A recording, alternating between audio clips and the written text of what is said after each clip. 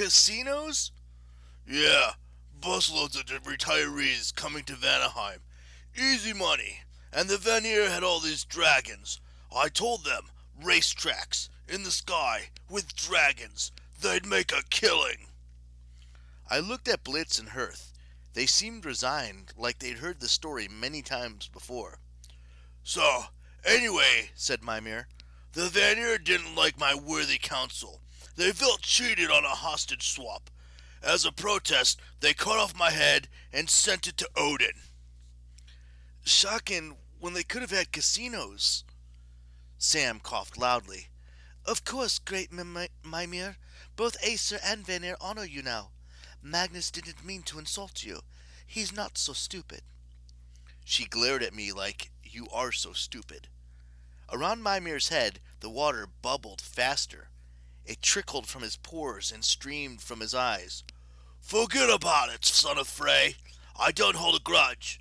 Besides, when Odin received my severed head, he didn't take revenge. See, the Allfather was smart. He knew the Vanir and Aesir had to unite against the common enemy, the Triads.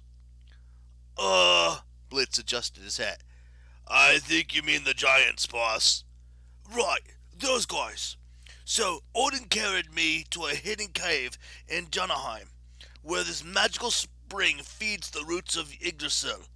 He placed my head in the well. The water brought me back to life, and I soaked in all the knowledge of the World Tree. My wisdom increased 1,000-fold. But you're still a severed head. Mimir made a sideways nod. It's not so bad. I operate across the 9 worlds. Loans, protection, pachinko machines. Pachinko? Pachinko is huge. Plus, I'm always working to delay Ragnarok. Ragnarok would be bad for business. Right. I decided to sit down, because it seemed like this could take a while. Once I did it, Sam and Hearth followed my example. Chickens. Also, Mimir said, Odin visits me for advice from time to time. I'm his concierge. I guard the well of knowledge. Sometimes I let travelers drink from its waters, though that kind of intel never comes without a price.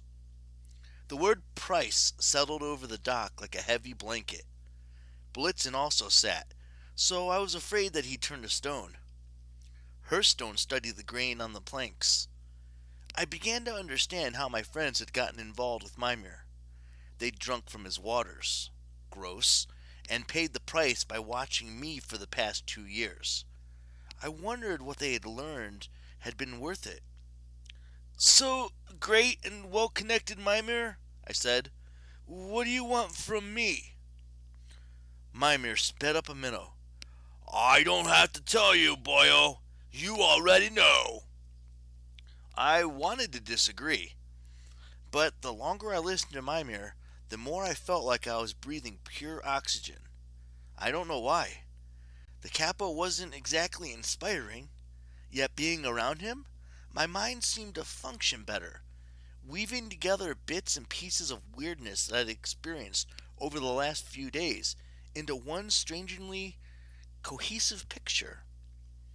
An illustration from my old child's book of Norse myths came back to me. A tale so terrifying, even in its watered-down kiddie version, that I had it buried in my memory for years. The wolf, I said. Surt wants me to free Fenrir the wolf. I was hoping somebody would contradict me. Hearth, however, lowered his head. Sam closed her eyes like she was praying. Fenris, said Blitzen. That's a name I was hoping to never hear again. Mimir kept crying ice water. His lips curled into a faint smile. There you go, son of Frey. Now tell me, what do you know about Fenrir the wolf? I buttoned my hunting jacket. The wind off the river seemed so cold to me. Correct me if I'm wrong. I'd love to be wrong. Ages ago, Loki had an affair with a giantess. They had 3 monstrous kids. I was not one of them,